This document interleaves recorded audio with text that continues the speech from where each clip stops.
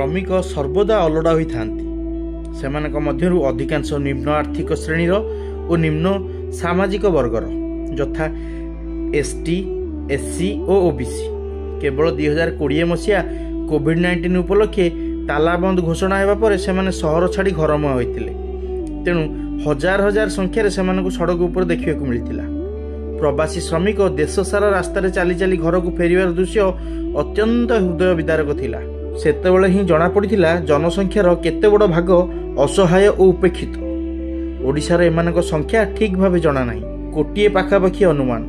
ଖବରକାଗଜ ସୂତ୍ରରୁ ଜଣାପଡ଼େ ଉପକୂଳ ପଶ୍ଚିମ ଓ ଦକ୍ଷିଣ ଓଡ଼ିଶାର 11ଟି ଜିଲ୍ଲାର ଲୋକ ଅଧିକ ସଂଖ୍ୟାରେ ଗ୍ରାମ ଛାଡ଼ି ଅନ୍ୟ ରାଜ୍ୟଗୁଡ଼ିକ ଯାଆନ୍ତି।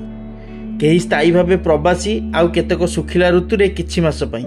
ଏମାନେ ଖୁସିରେ କ୍ୟାରିୟର କରିବାକୁ ଦେଶାନ୍ତର ହୋଇନଥାନ୍ତି।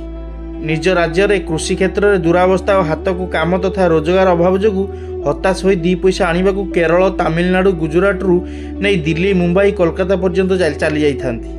ଭାବନ୍ତୁ କେତେ ବିରାଟ ଉତ୍ପାଦନକ୍ଷମ ଶକ୍ତି ଆମ ରାଜ୍ୟରୁ ବାହାରକୁ ବର୍ଷ ବର୍ଷ ଧରି ଚାଲିଯାଉଛି।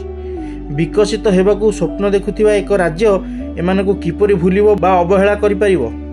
ସେମାନେ ବରଂ ରାଜ୍ୟ ଭିତରେ ରହିଲେ ଓ ସୁଯୋଗ ସୁବିଧା ପାଇଲେ ଆଳୁ, ପିଆଜ, ଟମାଟୋ, ଡାଲି ଇତ୍ୟାଦି ପାଇଁ ଆମକୁ ପର ହାତକୁ ଅନେଇବାକୁ ପଡ଼ନ୍ତା ନାହିଁ। ସେମାନଙ୍କ ପରିବାରଗୁଡ଼ିକୁ ଥରେ ଡାକି ସରକାର ବୈଠକ କରନ୍ତୁ। ସେମାନଙ୍କ ସହିତ ବସି ଥରେ ଯୋଜନା କରନ୍ତୁ। ରାଜ୍ୟର ଉତ୍ପାଦନକାରୀ ମାନବ ସମ୍ବଳ ରାଜ୍ୟ ଭିତରେ କିପରି ଉପଯୋଗ କରିହେବ।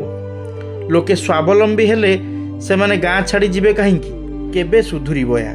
ଏହିଭଳି ନୂଆ ନୂଆ ଭିଡ଼ିଓ ପାଇଁ ଆମ ଚ୍ୟାନେଲକୁ ସବସ୍କ୍ରାଇବ୍ କରନ୍ତୁ। ଭିଡ଼ିଓ ଭଲ ଲାଗିଲେ ଲାଇକ୍, କମେଣ୍ଟ ଓ ସେୟାର ମଧ୍ୟ କରନ୍ତୁ।